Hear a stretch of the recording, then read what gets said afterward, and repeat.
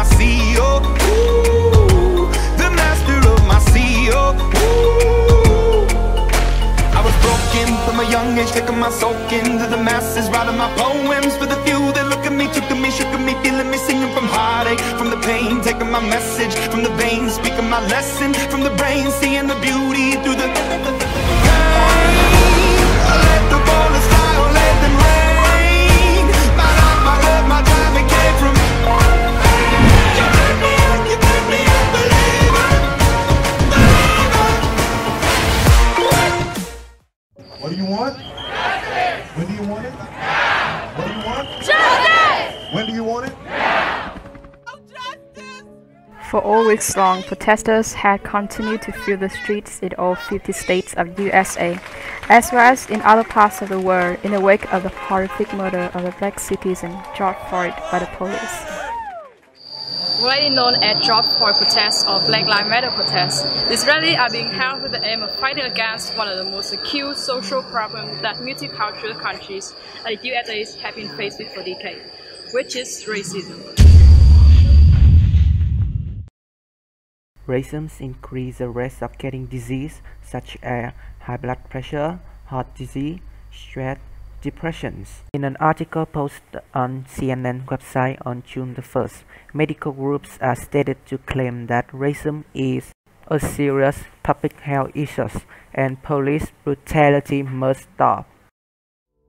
In this video, we want to delve deeper into a small yet dominant issue regarding the question of how to understand more about racism and how it has become such a perennial social problem.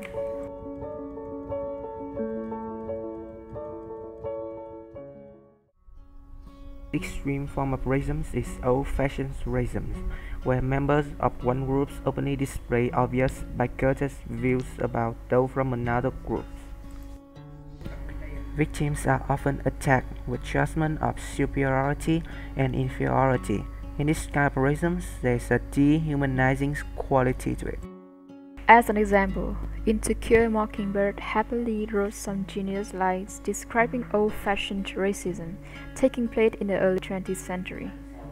There's something in our world that makes men lose their heads. They couldn't be fair if they tried.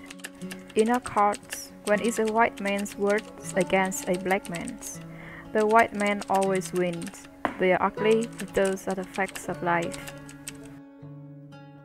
Another form of racism is internalized racism. According to New Flats, internalized racism occurs when people targeted by racism are overwhelmed and overrun by the pervasive messages, attitudes, and behaviors of racism. People that are experiencing internalized racism are led to see their physical attributes as ugly because they do not look like the perfect person in the society. This can lead to those minorities to perform self-harm or body modifications that can change the human body in order to reach the perfect appearance that is put in place by society. In an episode of Living in Color, there was a case that perfectly exemplified this form of discrimination. Trying to get rid of my accent or being conscious of it, not wanting to wear traditional clothes, not wanting to bring your own food, things like that. I think those are all like different ways in which we, try to assimilate and integrate into the society around us, whatever that means. Subtle racism is the most common form of racism that is used today. The Huffington says, subtle racism, also known as covert racism, is described as a person who has implicit racial or other negative attitude toward another group. Many people who experience this form of racism experience people ignoring them, making them wait longer at the restaurant, or receiving a lesser form of service, all because of the color of their skin.